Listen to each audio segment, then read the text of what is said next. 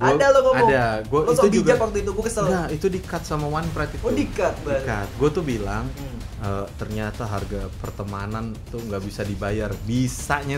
Ya gue bilang, kenapa kagak bisa dibayar? Asal dibayarnya bener nih, gue mau tanding sama Theo. Nggak ada masalah. Padahal kan gue berharapnya bukan Ensofi tapi Ahong. Ya. Itu kenapa gimmick sih? Kan lo temannya Theo nih. Kenapa gimmick tuh mereka tuh? Theo sama Ahong. Zenwalk Adi Hariyato. Gila. Dan lanjut berikutnya abis event yang itu, yang Agus, event apa lagi tuh yang dijajal tuh? Event apa lagi ya? Paling event-event kecil sih kayak amatir boxing gitu-gitu Amatir aja boxing, sih. Sampai ya paling ini sih waktu itu ya MMA di OnePride yang paling besar sih. Oh iya, oke. Ya itu keputusan. Kita masuk ke OnePride sekarang ya. Yeah. Oke. Lo awalnya kok bisa masuk OnePride tuh gimana? Awalnya tuh kan gue kan kerja, gue udah kerja sempat lama di bank ya. Di bank sempat lama, terus habis itu gue sempat di ini juga. Cuman pas sempat ada di apa ya, perusahaan lah, sering lah kayak begitu, kerja beberapa lama terus kerja kantoran. Cuman gimana ya, di kepala gue tuh kayak, ini gue kerja kantoran nih, gue pengen cepet-cepet pulang, pengen cepet-cepet latihan gitu. Terus gue ngeliat temen gue latihan, gue sedih gitu kayak wah dia pada latihan nih, gue enggak gitu, kayak gitulah, kayak panggilan banget gitu. Kayak maksudnya nggak paham gue ngerasa itu gitu. Soalnya gue inget banget nih pas gue kerja di salah satu bank tuh ya. Jadi gue kan ada kayak probation, kayak apa, kayak sebelum magang, pegawai tetap lah, belum pegawai tetap tuh kayak sekitar 6 bulanan lah. Terus gue harusnya tuh setahun, tapi gue 6 bulan tuh mau diangkat jadi pegawai tetap waktu itu. Kayak maksudnya nggak tahu prestasi apa enggak, gue juga nggak paham lah itu. Terus gue pas besoknya dibilang, Andika besok ini ya, kita mau ngangkat jadi pegawai tetap. Seketika itu juga malam itu gue buat surat pengunduran diri langsung. Iya, soalnya kayak gue ngerasanya, aduh kalau gue pegawai tetap berarti gue udah pasti kerja di sini ya kan. Dan gue nggak latihan. Iya, sedangkan gue masih pengen di industri ini gitu kan, di martial arts ini, di MMA ini. Jadi gue inget banget tuh kejadiannya bener-bener kayak kalau ada yang nonton film Creed 1 tuh. Iya. Itu kayak begitu. Jadi pas tiba-tiba pertaruhan ya. Iya, dikasih nih, silakan tanda tangan kontrak buat ini masuk. Waktu itu di banknya ada Standard Chartered tuh waktu itu, di Stanchart. Tanda tangan, terus tiba-tiba gue langsung ngasih surat pengunduran diri kan. Langsung itu pimpinan gue tuh ada Ngkongko sama Enci gitu. Shock dua-duanya langsung. Lu kenapa tiba-tiba pengunduran diri kan? Emang lu mau jadi apa? Ya aduh adalah pokoknya gitu gue, tapi nggak di sini, gue bilang gitu. Udah akhirnya cabut. Terus kebetulan tuh waktu itu supaya gue, gimana caranya supaya gue bisa tetap ada di industri ini tapi gue bertanggung jawab sama orang tua lah. Gue mikirnya gitu. Gue karir lo lah, tanggung jawab karir. Akhirnya gue coba bilang gimana kalau gue lanjut kuliah, gue bilang gitu. Lanjut kuliah, waktu itu gue daftar ke Prasetya Mulia. Di jurusan entrepreneurship juga kalau nggak salah, bisnis entrepreneurship waktu itu. Nah, coba ngambil S2, terus habis itu gue daftar 6 kali gue nggak diterima, sampai dikirimin surat, udahlah kagak usah nyoba-nyoba lagi lah, istilahnya kayak gitu. Daftar kemana? Prasmul. Prasetya Mulia. 6 kali. Buset. Cuman emang karena gue selalu nganggep nih jalan Tuhan gitu ya, tiba-tiba ada pas di Prasmul tuh ada satu teman SMA gue kayak bilang, lu kenapa nggak coba UI atau ITB aja, katanya ada di Jakarta. Dia bilang itu, baru tahu gue kan kayak nggak pernah peduli sama gini-gini kan. Terus ya udah gue coba ITB gitu. ITB baru gelombang pertama dan ternyata soalnya tuh lebih susah daripada Prasmul waktu itu. Susah banget nih gue bilang. Prasmul aja ditolak apalagi ITB gitu. Tiba-tiba keterima ya kan. Tiba-tiba malah keterima gitu. Lo malah keterima di ITB Jakarta tapi ya. Wah, kok keterima? Ya udah gue sikat. Padahal lebih sulit soalnya. Lebih susah asli. Itu tuh saking gue dulu niatnya Prasmul ya. Jadi gue ikut gelombang pertama, terus gue catat nih soalnya nih kan, gue nggak bisa. Gue catat, gue searching di internet, gue beli soalnya, gue udah tahu jawabannya nih semua. Nah gue jawab, masih nggak diterima. Gue juga bingung, salah gue di mana nih kan? Emang kagak jalannya gitu. Terus akhirnya malah pas di ITB yang soalnya lebih susah, gue kagak tahu apa-apa, malah diterima, iya kan? Udah akhirnya gue lanjut kuliah. Even tesis yang gue ambil pun itu tentang industri combat sport di Indonesia Oke. gitu. Karena gue pahamnya itu doang. Yang gue tahu tuh tentang combat sport, martial arts, itu doang di kepala gue isinya. Kalau dulu sempat ngajak gue ke Dynamite itu ya, tempat penelitian lo itu ya. Iya, itu gue waktu itu kayak tesis gue tuh tentang tesis, kayak oke. maksudnya apakah kenapa sih industri combat sport di Indonesia tuh kayak susah buat diangkat gitu. Maksudnya sedangkan dibandingkan dengan kalau teman-teman tahu tuh ya, di seluruh dunia tuh cuman ada 3 orang atlet yang mencapai kekayaan billion US dollar. Yang pertama tuh Tiger Woods dari golf, yang kedua tuh Michael Jordan dari basket, yang ketiga tuh Floyd Mayweather dari tinju. Ya kan? Masuk kategori nih hobi gue nih gitu kan. Kenapa maksudnya setenar itu di seluruh dunia, kenapa nggak bisa di Indonesia tuh bisa berhasil gitu?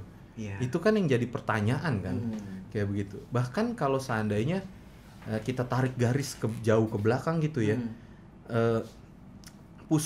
pusat peradaban dunia waktu itu ada di Roma waktu itu ya. Colosseum itu adalah manusia ketemu manusia, bunuh-bunuhan, itu adalah pusat entertainment dunia waktu itu gitu, dimana manusia ketemu manusia gitu. Benar-benar. Itu hal yang paling mudah dan paling bisa diterima oleh semua orang gitu.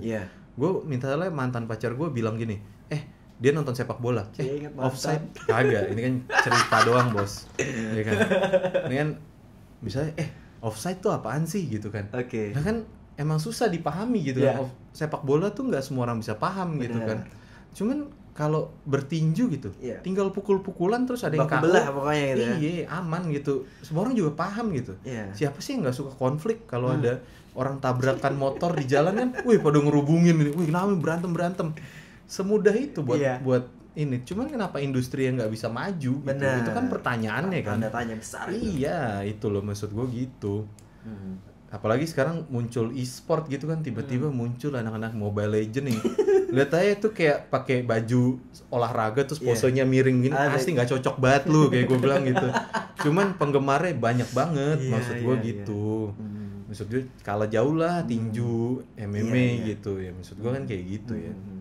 Makanya kayak gue pas waktu itu kelar lulus, habis itu mungkin ini kualat ya gue juga sih.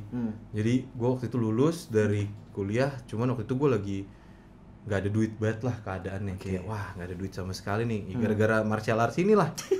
Nggak ada duit sama sekali. Terus gue ditelepon sama teman-teman gue, lu kok nggak datang wisuda sih katanya gitu kan. Karena wisudanya harus ke Bandung kan, harus ngambil ke Bandung. Gue bilang kayak, aduh. Gila, momen terindah dalam hidup dia nggak datengin lo. Gila lu. Biasa aja sih sebenarnya. Kagak indah-indah amat lah. Gue soalnya sukanya martial arts doang sih. Jadi kalau gitu. Asli makanya. Itu kayak gitu skip lah, udah gitu. Iya, kayak gue bilang, aduh kagak ke Bandung ya udahlah, kagak ada duit juga ya kan.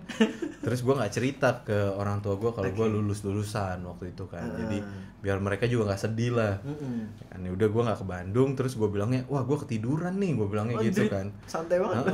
Aman lah. Terus terpenting gitu. Iya, akhirnya puji Tuhan tuh beberapa setahun kemudian gue punya uang buat ngajak orang tua gue ke Bandung ngambil ijazah. Ngambil ijazah gitu. Terus bokap nyokap gue tuh bilang, udahlah sekarang waktunya kamu kerja lah, cari duit ya kan, kayak gitu kan. Iya, orang tua pasti. Terus wah siap, langsung kan seketika itu juga gue daftar One Pride. Itulah awal mula dari kekacauan. Malah petaka ini. Petaka ya kan. Kualat gue kan dibilang kayak lo wah kerja ya, terus gue iyain gitu kan. Nah tuh makanya kayak emang nggak benar bohong sama orang tua lah. Nggak bohong sih gue sebenarnya, namanya juga nyari kerja ya kan. Ini kerja loh, Bo. Cuman kan nggak menghasilkan gitu kan. Udah gue ikut One Pride ya kan.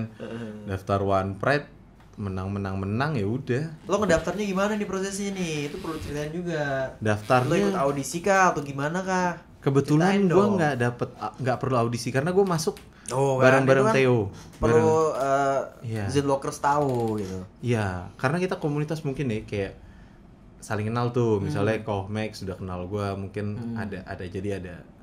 Wah, gue waktu itu kebetulan audisinya online. Audisinya online. Mesti masukin ke YouTube. Terus habis itu mereka lihat semuanya. Bikin kayak video gitu. Audisinya online gue waktu itu. Oke. Yang kebetulan online.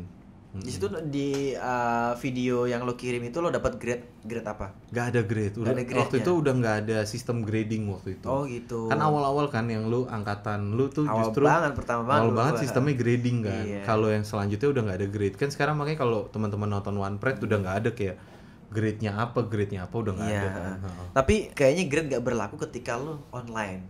Tapi Ya kalau lo semenjak datang eranya langsung, itu. Heeh. tapi kalau lo datang di audisi langsung tetap dapat grade. Betul, semenjak era itu kan. Betul. Makanya kayak gua nggak ngelaluin ini audisi waktu itu. Oke. Jadi lewat online ya. Dan Online. siapa lawan pertama lo waktu itu?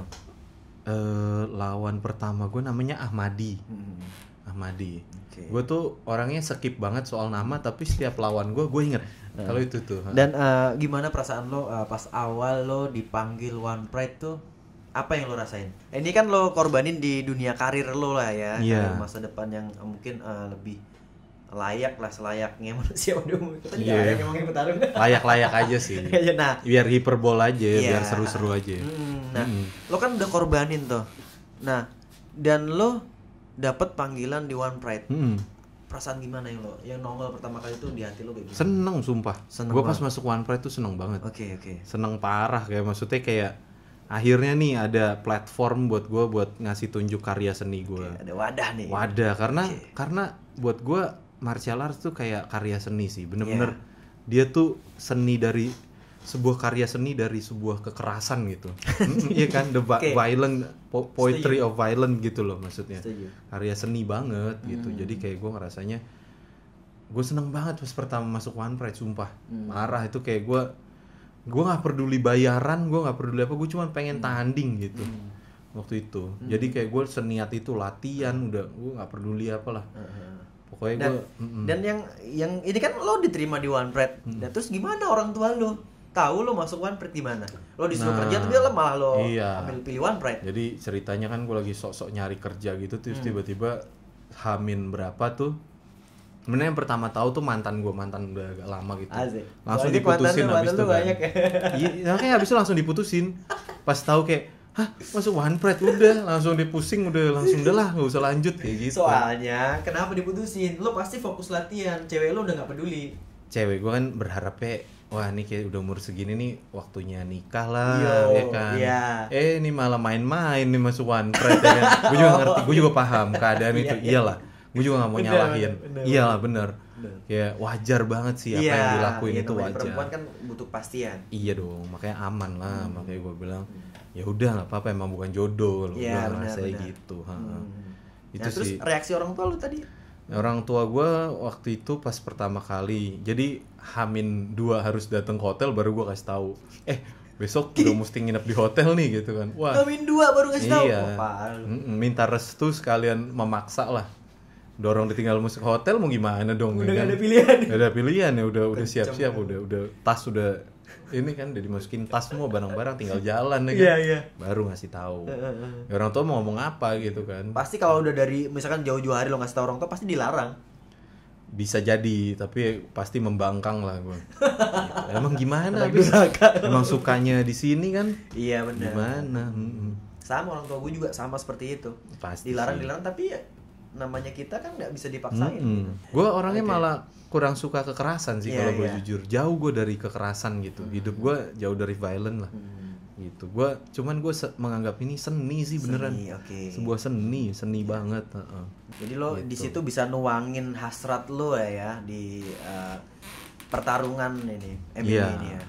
banget. Karya seni gue bisa ada platform lah. Oke, orang tua lo akhirnya tadi ngerestuin. Mau nggak mau? Seiring perjalanan waktu jadi ngerestuin.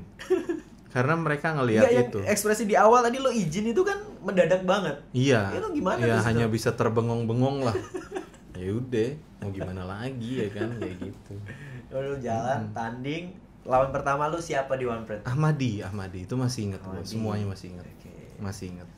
Ahmadi menang rear naked choke gitu. Nah, ini kan awal lagi lo nginjak bener-bener yang panggung MMA yang lo lama udah nggak injak nih. Yang lo lama udah nggak berkutat di situ Iya. dan lo tiba-tiba naik di atas oktagon. Kayak gimana tuh rasa debaran jantung tuh, Bang? Iya, makanya setiap fight tuh punya seninya masing-masing sih buat gua. Apa yang lu rasain pada waktu itu? Pas kapan nih? Pas awal lu naik lagi ke oktagon. Wah, itu ring rush ya, ada yang sebutannya ring rush. Kayak bener-bener takut, padahal kayaknya kena pukul udah biasa juga. Terus pokoknya semua serba apa ya? Kalau gua nganggepnya semua refleks jadinya.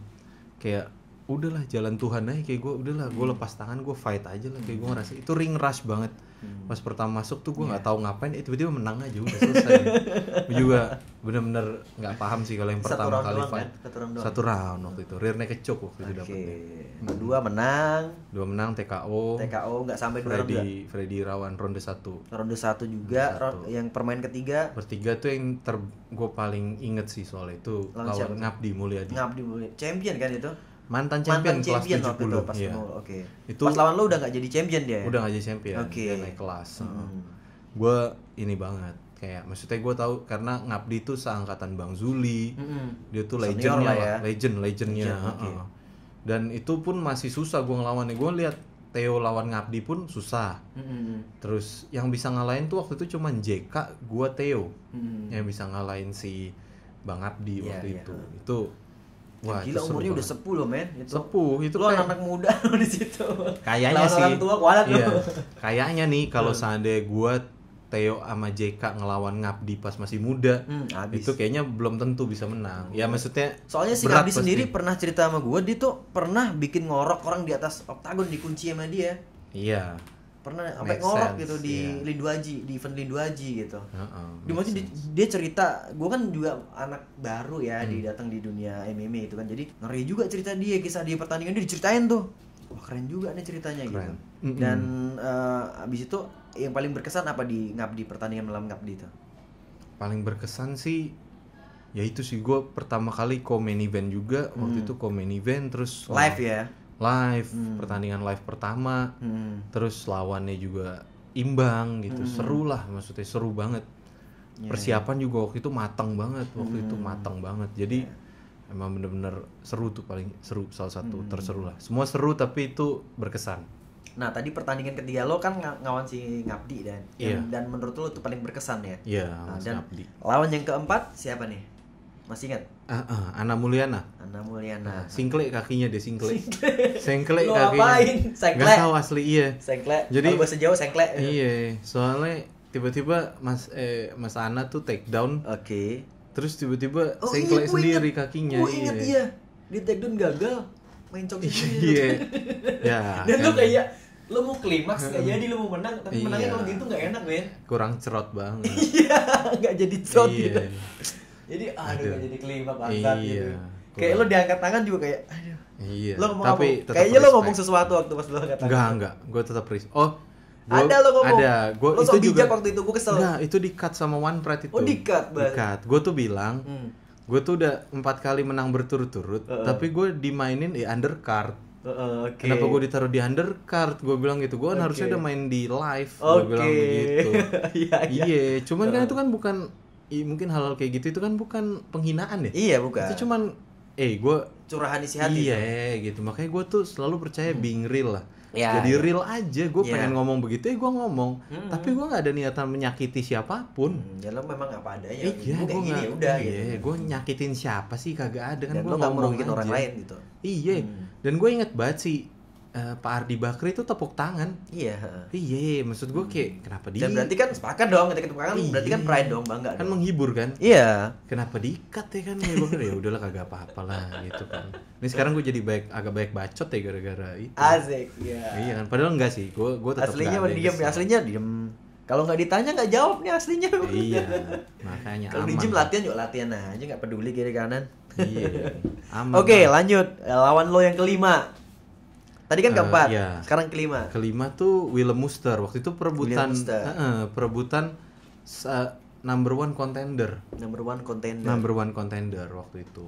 Lawan Willem Muster. Sama-sama nggak pernah kalah kan. Willem Muster kalau nggak salah rekornya 4-0, dia 3-0, gue 4-0. Lawan Willem Muster waktu itu kebetulan cornerman juga si Theo. Persiapan gue bareng si Theo. Soalnya si Theo waktu itu pertandingan tinju persiapan sama gue. Oke. Itu keren lah. Ya kan, saling sharing lah. Sharing Hmm. gitu. Gue lawan Theo. Nah mungkin di situ awal mula dari ini Malapetaka. enggak lah, pendapat bahwa gue berteman sama Theo gitu. Okay. Salah nih temenan sama Theo nih, yang bangsat. Theo nih anjing. Salah gue temen sama lu deh. Kacau. Kayaknya. Padahal kan sejak kapan sih sebenarnya berteman sama Theo itu sejak kapan lo kenal Theo? gue temenan sama Theo tuh sebelum One Pride. Sebelum One Pride. Maksudnya. Gue inget banget nih. Ini sini selalu gak sih kalau ngomong? Jadi Selalu. gue sering banget nih main nih, misalnya bertinju terus mabok. Bertinju mabok ya. Pertama tinju dulu, abis sparring, baru pulang tuh ada temen gue satu lagi namanya Damar. Dia tuh jago banget ngeracik minum miras-miras gitu loh. Enak jadinya. Habis tinju mabok gitu. Jadi emang mainnya tuh main gitu. Terus suatu saat tuh gue lagi duduk sama Theo gitu, udah tipsi gitu, gue bilang, "Teh, lu gak tertarik ikut One Pride?" Terus kata Theo, kagak katanya gitu. Masa gue lagi katanya gitu kan. Ya juga sih kayak gitu. Tapi kayak seru sih nih ikut One Pride waktu lagi One Pride awal-awal tuh. Seru kali ya. Wah iya juga sih, dua-duanya kan kayak jadi kepikiran tuh gue berdua. Lagi kondisi mabuk tuh. Tipsi aja sih. Sama ini brain damage aja habis sparring kan. Iya kayak gitu. Jadi kayak udah ikut One Pride apa? Ya udah ikut One Pride lah, udah gitu. Itu kayaknya latihan doang nggak diaplikasiin, kayaknya nggak guna latihan doang. Iya, nggak disalurin. Gitu. Dari situ sih awalnya pertama ikut One Pride gitu-gitu kan, kepikirannya kayak begitu. Temenan sama Theo sih dari situ. Cuman justru deketnya emang pas lagi One Pride karena persiapannya bareng. Jadi kan gimana ya? Gara-gara kan susah banget ya nyari fighter yang beratnya 70-an ke atas di Indonesia tuh sedikit. Bisa dihitung jari lah. Jadi sebenarnya yang lucu, lo kan ngajakin si Theo tadi untuk masuk One Pride ya? Nanya doang. Nanya untuk masuk One Pride gimana nih? Dan sekarang posisinya lo ketemu dia nih di ujung nih. Iya. Itu dari awal tuh kita udah tahu gitu loh. Kayak makanya kalau seandainya orang-orang tuh sering banget nanya. Misalnya gue Theo datang ke Kemang Fight Gym gitu. Terus orang suka nanya, "Lah ini bukannya ini mau tanding?" Iya anjing kayak gitu. Ya udah tahu anjing kayak gitu loh. Nah gue datang nih ke acara di Citos tuh di Submission Championship ya kan. Gue duduk bareng Theo. "Lah ini bukannya mau tanding?" Iya bangsat. Kayak udah tahu nyet kayak gitu. Kalau mau tanding nggak boleh duduk bareng gitu. Iya emang salah temenan gitu kan. Gue bingung kayak gitu. Udah tahu bakal tanding mah iya pasti. Bis gimana dong. Iya gitu. Makanya kayak banyak yang bilang, "Wah ternyata harga pertemanan tuh nggak bisa dibayar." Bisa nyet. Ya gue bilang, kenapa kagak bisa dibayar? Asal dibayarnya bener nih, gue mau tanding sama Theo. Kalau bayarannya abal-abal kan buat apa? Ya kan? Terus nggak ada storyline-nya lagi kan. Maksud gue nggak, udah jadi tanding biasa aja gitu. Aduh nggak seru banget, sayang banget. Korbanin pertemanan ya. Iya. Dan soalnya kayak gue mau tanding kayak apa sama Theo nih, kayaknya nggak bakal selek. Maksud gue ya orang temenan. Gimana gitu, dong? gue teman-teman sama Ape sama siapa juga biasa aja. Kecuali mungkin Theo sama Ahong tuh kan. Nah gua itu yang selek, merasa ya kan? sampai sekarang juga masih selek sampai sekarang. Sampai Ahong tiba-tiba ngebela Cynthia gitu kan. Itu sampai ke sana-sana gitu kan. Maksud gue kayak ini nggak ngungkit kejadian lama, cuman maksudnya kan itu beneran terjadi gitu kan. Saking seleknya istilahnya kayak gitu. Kayak gitu, tapi aman lah. Dan mudah-mudahan itu cuma gimmick sih, mudah-mudahan berdoanya. Ya, itu real apa gimmick sih? Kan lo temannya Theo nih. Real apa gimmick tuh mereka itu? Theo sama Ahong. Real itu. Saling kesel lah mereka satu sama lain gitu. Gue agak paham dah nih kenapa pada berantem nih dua gitu. Tapi paham lah maksudnya kayak karena kata-katanya udah sampai situ. Seru sih, itu yang bikin seru makanya. Benar. Itu gue kagum sama Theo sama Ahong ya. Itu pertama kali di Indonesia bisa sampai 12 juta view. Iya tuh. Kapan lagi itu bisa terjadi gitu loh. Benar. Itu kenapa gue pengen banget kayak ada storyline nih, gue ketemu Ahong dulu, baru ketemu Theo ibaratnya. Tapi memang gitu. Bang Theo ini pinter banget sih nge-branding mantep diri. Dia udah ngeset dari awal siapa yang ditargetin gitu-gitu. Udah keren tuh. Sebenarnya yang gue suka dari Theo tuh kenapa gue main sama dia tuh dia being real sama kayak gue orangnya kalem nih. Yaudah gue bisa begini. Theo tuh emang orangnya meledak-ledak dimanapun gitu. Makanya gimana ya? Gue suka dia realistis aja, dia jadi Theo ya Theo gitu. Di luar lah ya, nggak topeng lah. Di atas ring dia begitu, ketika dia nantangin Ahong dia begitu, emang di luar dia juga begitu gitu. Bias banget ya. Iya, macam-macam itulah, pokoknya being real aja gitu. Kan gue mungkin kurang kenal si Ahong ya, gue nggak kenal di luar kayak gimana gitu, nggak paham gue. Balik lagi ke Alex Munster nih. Alex Munster. Ada kenangan apa di pertandingan sama Alex? Ada nggak? Kenangan ya dia mungkin apa ya, seru aja sih, seru aja. Enggak ya, gue juga pas selesai tanding juga temenan sama Alex gitu kan, aman lah. Berarti kita lanjut ke pertandingan setelah Alex Munster. Siapa nih? Muhammad Sofi. Yang terakhir kemarin. Ya, terakhir Muhammad Sofi. Ini nih di sini Muhammad nih. Sofi tuh ini yang di sini nih awal huru-hara. Gila tuh, padahal gue persiapan udah gila-gilaan banget sih buat Muhammad Sofi. Kenapa gue bilang itu salah satu yang paling berkesan nih? Karena yang itu gue bilang gue harus turunin 18 kilo dalam 6 minggu tuh. Itu buat gue secara manusiawi nggak make sense sih. Ini soalnya lo bisa sampai seberat itu gara-gara pandemi kan? Karena pandemi, karena gue 2 tahun nggak tanding. Kan? Ini gue nggak tahu mau ke arah mana ini. Tiba-tiba dapet tawaran, dapet lawan M Sofi, ayo gitu. Dan di awal tahun kan gue ditawarin lawan Theo kan. Gue masih ada tuh chatnya, ternyata gue cek bulan April tuh kan nggak make sense. Tiger Shark tutup, KFG tutup, pelatih mau ngelatih pakai apa? Masih dulu tuh masih corona tuh masih suatu hal yang kayak latihan di rumah mau tanding gila. Iya, takut banget sama corona tuh. Kalau Theo di rumahnya gym. Ya kan, maksudnya juga dia punya sparring partner yang tinggal sama dia gitu kan. Jadi emang ya gue nggak ada persiapan, mau gimana dong? Jadi yang dimaksud Bang Francino tuh lo udah pernah ditawarin sama Theo, lo tolak. Betul. Tapi itu yang tawaran kedua yang saat ini sekarang nih. Pandemi. Jadi itu gue lurusin banget. Alasan gue menolak itu waktu adalah pandemi. Yang pertama, gue benar-benar nggak ada camp buat latihan sama sekali. Dan waktu itu gue secara gimana ya? Secara gue ngerasa itu komunitas kan. Gue telepon ke ini teman gue, Bro Walter ya. Ini gue teman banget, nggak ada masalah apa-apa. Walter, baik banget. Gue telepon, asli. Gue telepon ke dia, terus Walter juga masih bilang, lu telepon ya ke Max Metino. Kalau Max gue pun telepon, gue jelasin secara jelas bahwa ini pandemi nggak bisa, dan ternyata kenyataannya jadwalnya pun mundur, gitu loh. Jadi dari tim One Pride sendiri waktu itu lagi mengusahakan, iya kan? Bener. Jadi mengusahakan ininya lah. Bayangin, belum tentu, belum fix buat bakal bertanding di bulan itu.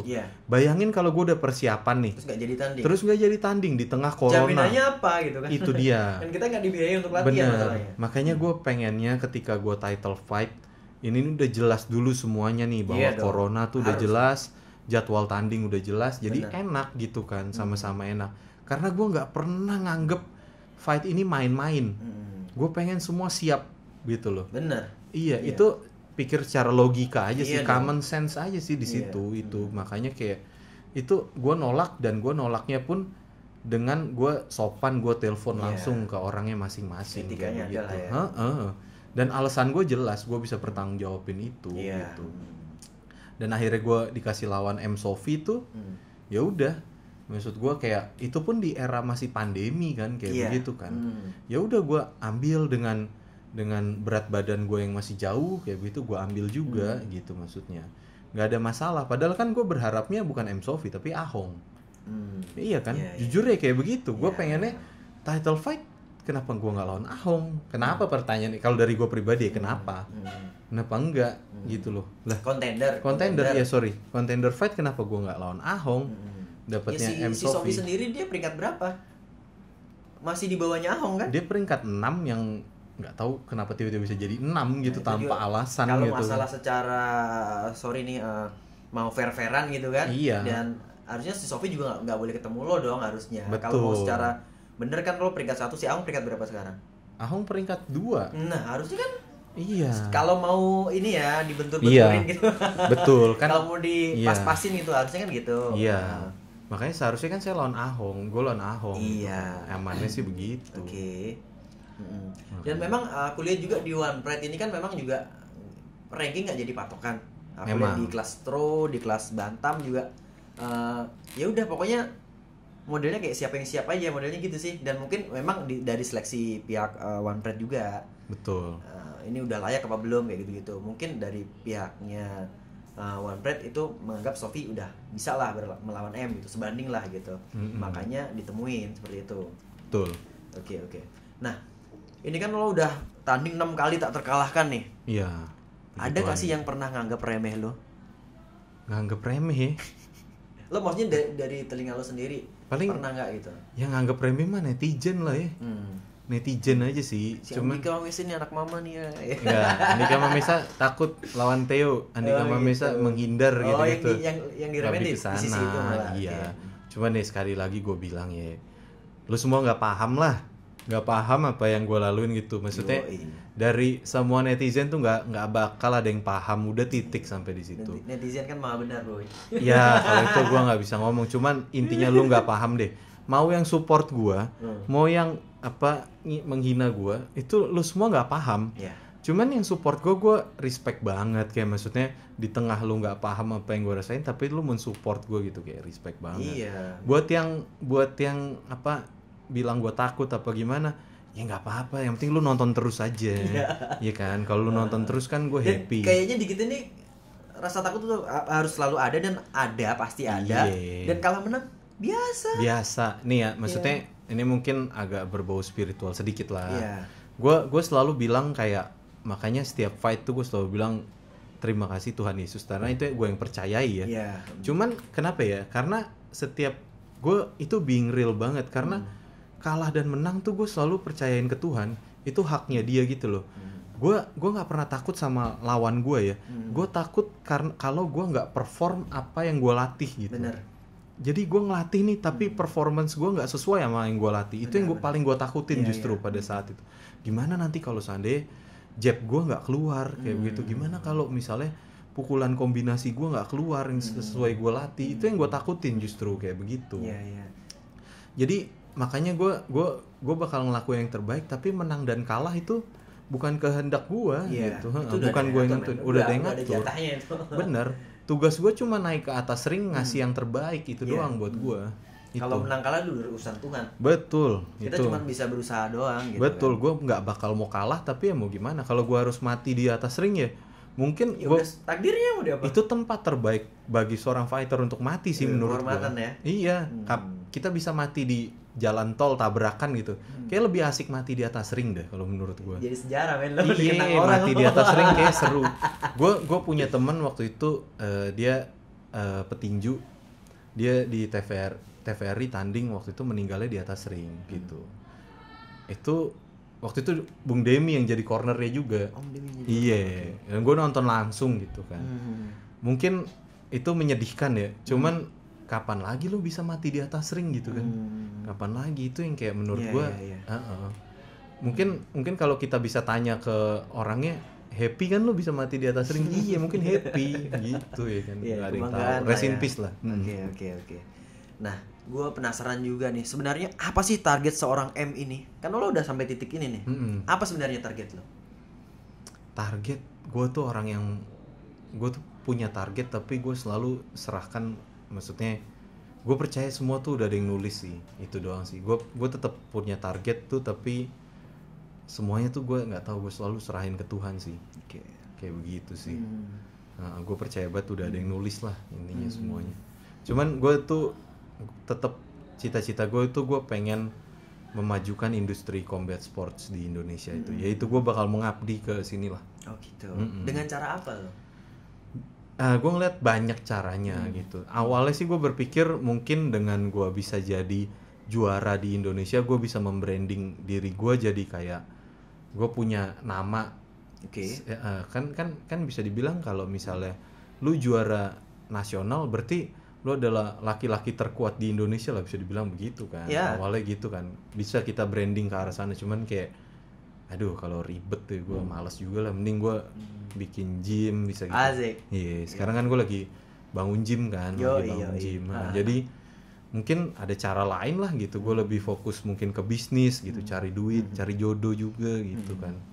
Ya ngomong-ngomong soal gym nih, udah sejauh mana nih progres pembuatan perencanaan gym lo? Iya, gym sih puji Tuhan sih udah dapat tempat sih ya di daerah Panglima Polim situ. Sekarang lagi dibangun, kira-kira mungkin doain aja kalau jadi alhamdulillah tuh bulan Maret tuh udah bisa running lah. Nah, sekarang kan bulan Desember kan. Januari, Februari, Maret. Iya, 3 bulan. Emang bener-bener dikebut banget lah. Fokus lah cari duit lah sekarang. Capek juga kebanyakan main di sini lah. Sana kan main-main gitu kan, kayak nggak ada tujuan gitu kan. Iya, jadi atlet nih bercanda doang nih kesana. Udahlah, mending cari duit lah. Apa nih nama gym lo apa nih? Jadi gym gue namanya Baku Belah. Baku Belah tuh dia tuh fokusnya ke sasana tinju. Sasana tinju. Jadi kita nggak fokus. Ini yang baju yang lo pakai. Sasana tinju Baku Belah. Nih apa ini ada ceritanya, ada historinya Mas ini?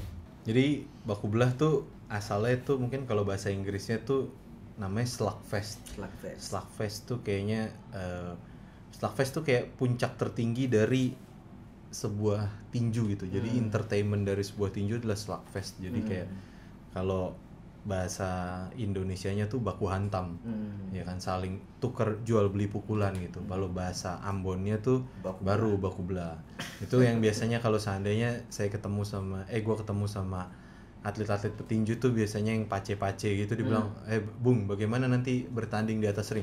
Sudah Jo, Baku Belah ya, baku tumbuk, baku cabut gitu kan, istilahnya kayak gitu. Itu yang kayak kayak gimana ya, kayak keras banget kesannya. Iya, kesannya tuh kayak menghibur banget gitu. Jadi gue mempertaruhkan nyawa gue di atas ring buat menghibur lu semua gitu.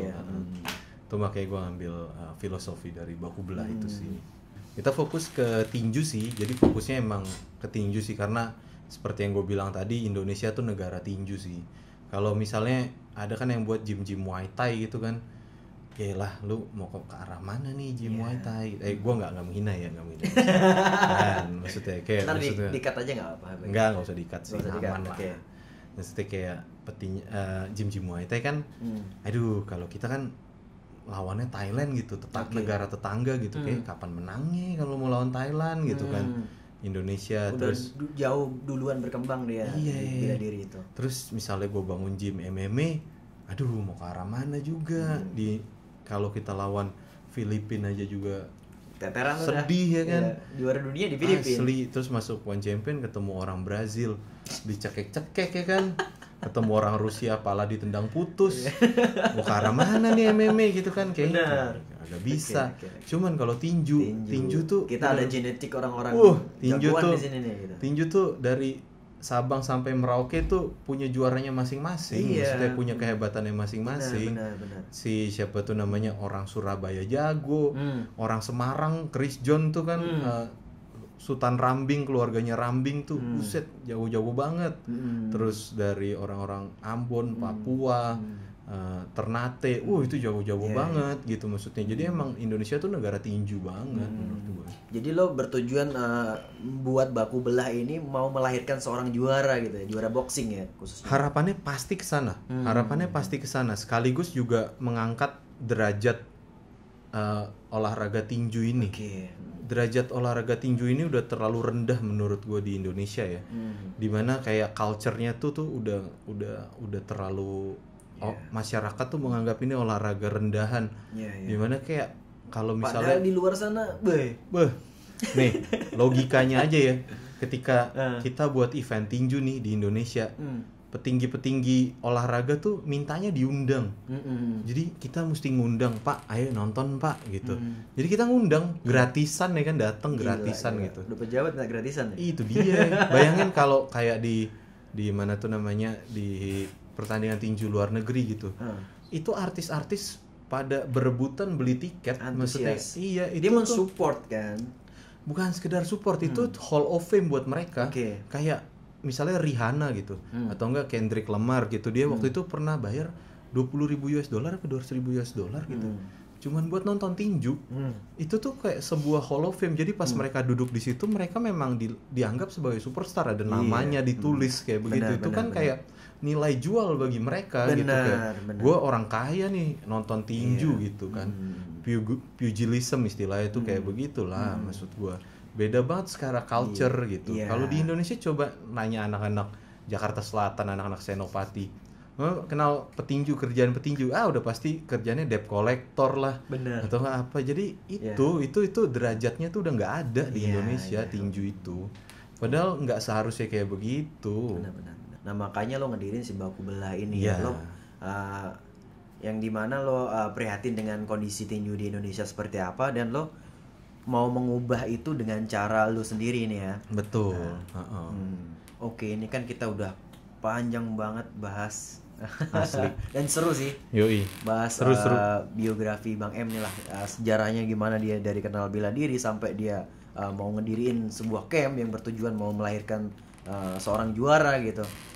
Dan ada nggak nih pesan untuk orang-orang yang baru ingin memulai di dunia bela diri? Apa nih pesan dari Bang M? Mungkin kalau bela diri terlalu luas ya. Kayak ada taekwondo, terus karate, terus tinju, ada gulat. Itu punya kesulitannya masing-masing dan jalannya masing-masing ya. Mungkin kalau dari gue pribadi jalannya pun beda gitu. Gue malah mulainya dari silat, krav maga gitu, pindah-pindah lompat sana sini gitu. Tapi kalau menurut gue yang penting ikutin kata hati sih. Itu kalau gue selalu ngikutin kata hati ya. Gue menganggap itu passion ya. Maksudnya kayak gimana? Passion tuh kan diambil dari bahasa Yunani, artinya patio. Patio tuh artinya rasa sakit. Jadi kayak kita menganggap rasa sakit tuh sebagai jalan hidup itulah. Maksudnya kita mau terima rasa sakit itu karena kita cinta sama hal yang kita lakuin kayak begitu. Intinya sih lebih ke sana sih. Kalau emang itu panggilan hati buat masuk ke industri ini, ya udah ikutin aja. Tapi kalau memang nggak dari dalam hati, menurut gue tinggalin sih. Kalau buat nyoba-nyoba doang nggak usah lah ya. Iya, jadiin hobi aja gitu. Jadiin hobi aja, karena kalau lo percaya sama gue, di Indonesia ketika lo udah masuk ke industri ini, lo nyemplung, udah maksudnya siap-siap aja berkubang tanah lah. Iya. Siap-siap menderita dulu lah ya. Siap-siap menderita dan lo nggak akan tahu tujuannya ke arah mana gitu. Jangan baru nyemplung, baru memulai udah ngebayangin yang manis-manis aja. Nggak manis. Susah dapat manisnya. Gue udah berapa tahun di sini, mana dapat manisnya. Ya kan? Susah. Aman lah. Tapi yang penting makanya gue bilang, selama lo mencintai apa yang lo lakukan ya gimana? Jalanin aja. Benar-benar. Selama lo di situ nyaman ya udah. Iya. Toh kan nanti kita bakal mati juga, kayak maksudnya kayak akan tiba waktunya kita nutup mata gitu. Kalau buat gue tuh kayak, kalau gue pribadi ya, kesuksesan tuh itu adalah journey lah, bukan tujuan gitu. Jadi kan ada teori yang mengatakan bahwa sebelum mati tuh kita akan 7 detik kita akan dikasih tunjuk dari kita lahir sampai kita meninggal tuh kayak flashback gitu. Flashback 7 detik itu. Gue pengen tuh ketika gue mati tuh kayak pas gue nonton 7 detik itu kayak gue tepuk tangan gitu, anjir seru banget hidup gue, nyet parah kayak gitu lah. Itu mungkin yang kayak gue pengen lah tujuannya ke sana. Oke, thank you Bang M udah datang di Studio Zenwalk. Asli thank you buat udah diundang. Terima kasih banyak. Mantep studionya, asli kacau. Ini gara-gara keluar One Pride nih. Yoi. Keluar One Pride enggak. Jangan ntar One Pride. Tersinggung lagi. Enggak, maksudnya kan keluar One Pride langsung sukses gitu kan di bidang yang lain. Amin. Oke, terima kasih untuk Zenwalkers udah setia di channel Zenwalk. Oi! Thank you bro.